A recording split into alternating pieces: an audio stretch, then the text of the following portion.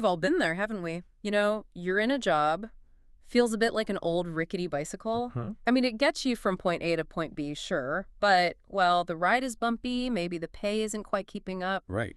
and you can't help but eye that shiny new scooter down the street. A better job, Yeah, perhaps. greener grass. Exactly. But the question is, do you dare take a peek? Because for many, that peek, just thinking about a new opportunity, could mean serious trouble with their current employer. Yeah, that's the core tension, isn't it? It's this constant balancing act for employees. You feel this loyalty, maybe to your current company, Sure. but then there's that fundamental, very human need to grow, to advance, and honestly, to put food on the table, secure a better It's future. a real dilemma. A really tough one. And that struggle for balance is just so ingrained in professional life today. And that tension, that's Yeah. exactly why we're doing this deep dive today. We're looking at a really significant decision from India, a ruling by the Calcutta High Court that's seriously shaking up workplaces. It's giving millions of workers a powerful new understanding of their rights. So not just a minor case, then. No, not at all.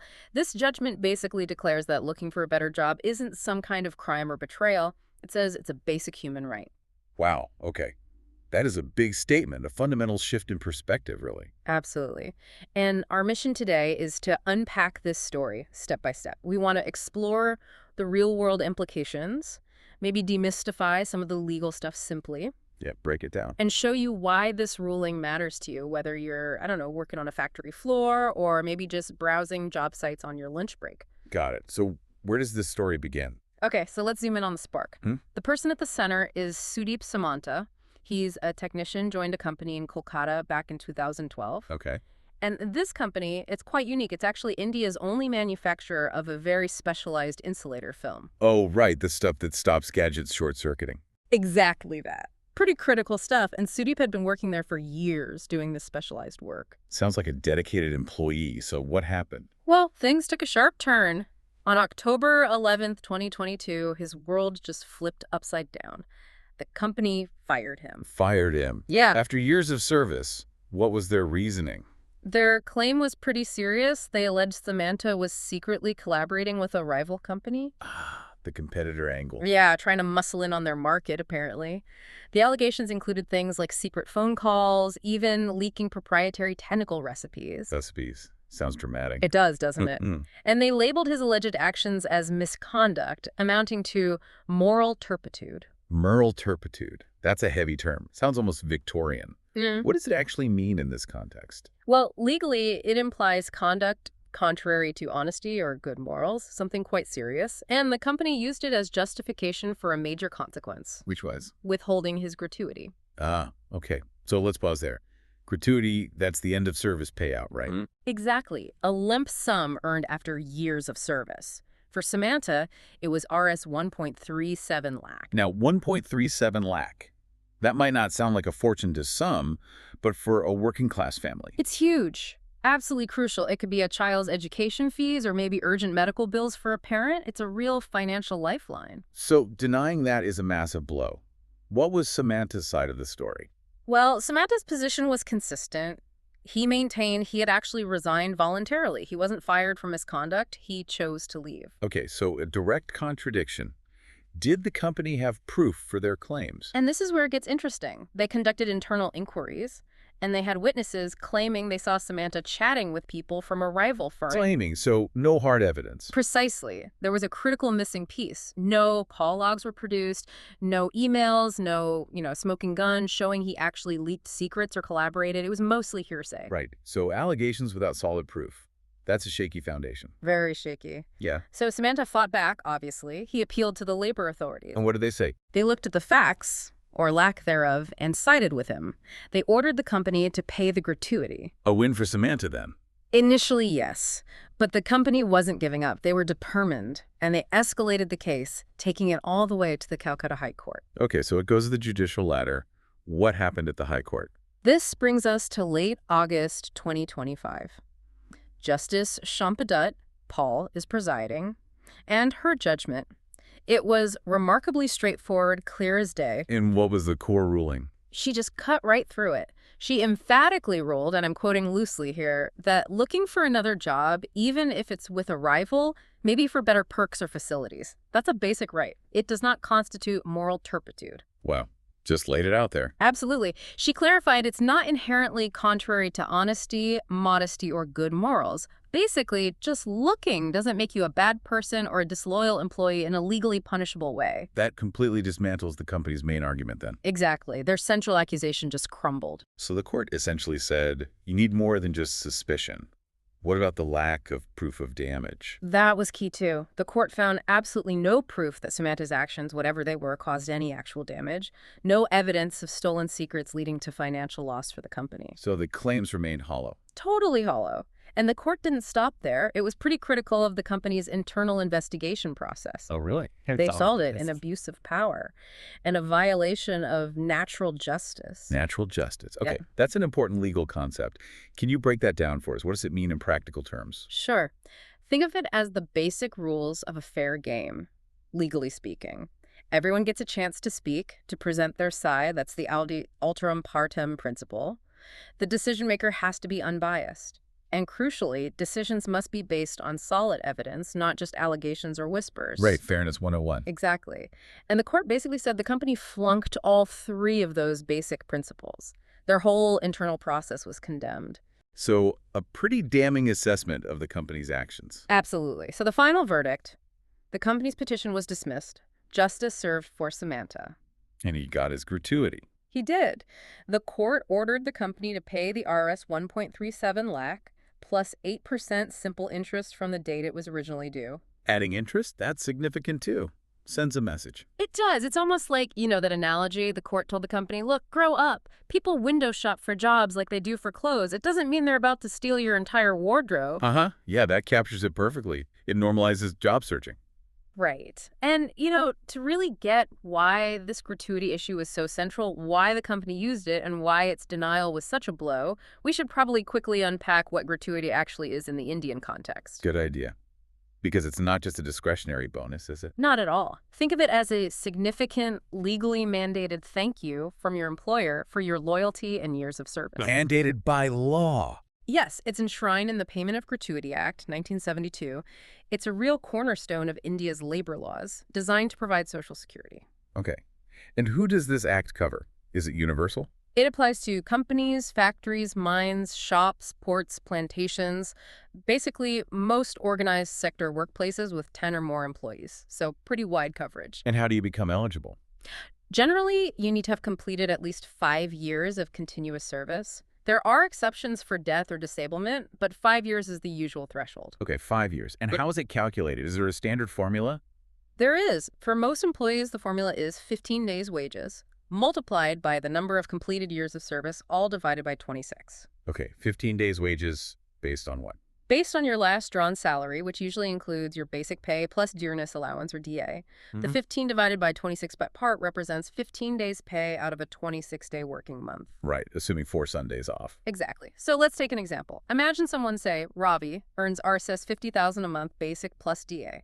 He works for 10 years. His gratuity would be roughly calculated as 15, 50,000, 10, 26. That comes out to around Rs 2.88 lakh. Okay, so it can be a substantial amount. Is there a maximum limit? Yes, there is. The maximum gratuity payable under the Act is currently capped at Rs 20 lakh. That limit was actually increased from Rs 10 lakh back in 2018 to keep pace with inflation. Right, Rs 20 lakh cap. Good to know.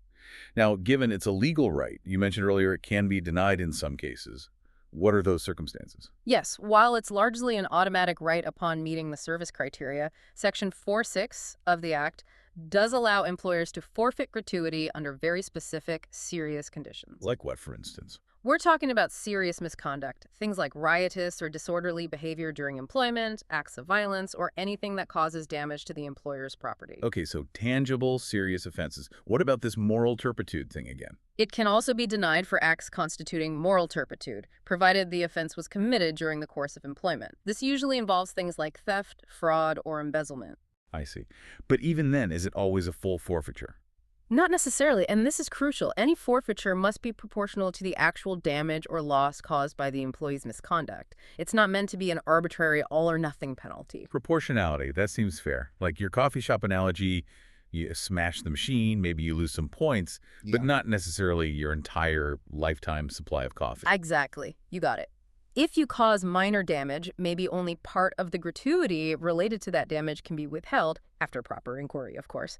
So the Samanta case really underscores that moral turpitude isn't just a vague label employers can slap on anything they don't like. Absolutely not. It reinforces that it needs to be a serious offense, proven through a fair process. And the Supreme Court of India has weighed in on this too, hasn't it? Setting precedents. Yes, repeatedly.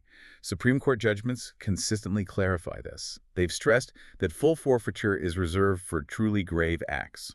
For instance, there was a 2025 ruling where the apex court confirmed that employers can dock gratuity after a proper disciplinary inquiry for offenses involving moral turpitude, like, say, faking a birth certificate to get the job in the first place. So serious deception impacting the employment itself. Right. But even then, the emphasis was on the process. The disciplinary inquiry had to be fair. And that theme of proportionality and due process keeps coming up in other key cases It too. really does. Look at Western Coalfields Ltd v. Manohar Govinda Fulzal from 2025. The Supreme Court upheld a full forfeiture for fraud in that case. But, and this is the key takeaway, again, it heavily stressed the need for strict adherence to natural justice, Meaning? meaning proper notice to the employee, a fair hearing where they can defend themselves, and a reasoned written order explaining the decision. The process is absolutely paramount. Got it. The how is as important as the what. Precisely. And contrast that with another case, Jor Singh Govind Vanjari v. Maharashtra State Road Transport Corps, back in 2016. There, the court ruled that denying gratuity required the termination itself to be explicitly for misconduct that amounted to moral turpitude. So the termination reason had to directly state that severe ethical breach. Yes, the link had to be direct and clear in the termination order itself. It couldn't be an afterthought or a separate claim. Okay. There was even a case involving contract labor, wasn't there? Clarifying who's responsible. Yeah, a Bombay High Court ruling in 2025 looked at that, stating that the principal employer isn't automatically on the hook for a contractor's employee's gratuity unless they had direct control over the work and service conditions. It clarifies liability. So pulling all this together, the legal landscape seems pretty clear. You simply cannot forfeit someone's gratuity for just looking around for another job. Exactly. That action exploring opportunities just doesn't fit the legal definitions required for forfeiture under the Gratuity Act. It doesn't involve property damage, violence, or any kind of criminal-level immorality. Right. It makes you think, you know. We've probably all heard stories. Maybe a friend quit for a better offer, and their old boss went on a rampage, bad-mouthing them. Oh yeah, happens all the time. This ruling essentially says, hey, that's not just unprofessional or not cool. If you try to penalize them financially by withholding earned benefits like gratuity for it, it's actually illegal. It puts teeth into protecting that basic right to seek better opportunities. So what are the ripple effects here? This verdict feels like a massive win for workers, right? Especially in India with its huge workforce. Oh, absolutely. It's a huge boon for India's workforce, which is what, over 500 million strong? Particularly now with the gig economy growing, job hopping is just more common. Less stigma attached to it. Right. And this ruling clearly affirms that professional mobility is a right. It could seriously boost morale, maybe even foster innovation, as people feel freer to move to roles where they fit best without that fear hanging over them. Less fear of punitive action just for looking. Exactly. They can explore new avenues without that constant worry of facing some kind of reprisal from their current employer. And on the flip side, what's the message for employers? It's a very clear wake-up call. The message is simple. If you want to keep your talent, you need to do it the right way. Offer better perks, create a positive work environment, provide genuine growth opportunities. Not through fear tactics. Definitely not through fear or punitive measures. Trying to use bogus misconduct claims to hold on to people. That could seriously backfire now. As we saw with Samanta, it could lead to court-ordered payouts, plus interest that 8% adds up. It compounds the loss for the company. So bad strategy, potentially expensive too. Very expensive. Yeah. And beyond just gratuity, this has broader implications, doesn't it? Especially with remote work blurring lines. Yeah, I was thinking about that. In this post-pandemic world with remote work making geography less relevant, does this ruling help curb potential abuses of things like non-compete clauses? It certainly contributes to that atmosphere. While it doesn't directly invalidate non-competes, it strengthens the principle that employers can't unduly restrict an employee's right to seek alternative employment. It aligns well with other labor laws, too, like the Industrial Disputes Act, which already demands fair procedures for termination. It reinforces that overall fabric of worker protection. Makes sense. What was the public reaction like? Did this ruling make Oh, waves? the buzz was quite significant. You saw it lighting up social media. X, formerly Twitter, had lots of comments, people hailing it as a major win for employee rights. Yeah. And someone else quipped pretty humorously, finally, job hunting isn't treason. Uh-huh. Captures the sentiment well. It really does. And those reactions, I think they tap into a deep societal desire for fairness in the workplace, especially now when we hear so much about toxic work cultures. There's a real thirst for accountability and fair play. It feels like it reinforces the foundation of India's labor laws, which historically aimed at worker welfare. Absolutely. India's labor law framework, evolving from colonial-era reforms, has always had worker welfare as a core principle. You see it in the Gratuity Act, but also in things like the Employees Provident Fund, EPF, Employees State Insurance, ESI, the Maternity Benefits Act. A whole safety net. A safety net, exactly. Though, of course, enforcement remains a challenge, especially for the millions working in the informal sector. That's a whole other conversation. True. But this ruling strengthens the formal sector protections. Does it resonate globally, too? I think it does have global echoes. You see similar debates playing out elsewhere. Compared to the U.S., for instance, with its strong at-will employment doctrine in many states, versus the much more robust worker protections you generally find in the EU. Right, different models. Yeah, it taps into that universal conversation about finding the right balance between employer prerogatives and employee rights in a modern economy. What are the legal experts saying? Labor lawyers. Generally, they see this judgment as being very consistent with the Supreme Court's long-standing emphasis on fairness and, crucially, proportionality. That word again. Yes, it effectively stops gratuity from being weaponized, used as a tool to punish employees who are simply looking to leave, rather than being their retirement or end-of-service benefits it was intended as. It's like that analogy you use, the employee is like a bird in a cage, maybe dreaming of flying elsewhere. This ruling says you can't clip his wings just because it dared to look out the window. Perfectly put. Their right to potentially fly shouldn't be punished. So, wrapping this all up then, this Calcutta High Court ruling, it's clearly more than just about one technician and his Rs 1.37 lakh. Oh, much more. It's a powerful beacon, really, for everyone navigating the job market, certainly in India. But the principles resonate much wider. It sends a very clear message, doesn't it? Unequivocal. To employees looking for a better job, go for it. It's your fundamental right. And to employers. Play fair. Follow the rules. Yeah. Respect due process. Because if you don't, if you try to unfairly penalize someone, you could end up paying for it, quite literally, with interest tacked on. It really highlights how knowing your rights isn't just academic, it's empowering. Absolutely. Understanding where you stand legally transforms that. Vague enthusiasm or anxiety about career moves into genuine confidence. You can navigate your career knowing the ground rules. Exactly. And maybe, as we finish this deep dive, here's something for you, the listener, to think about. Okay.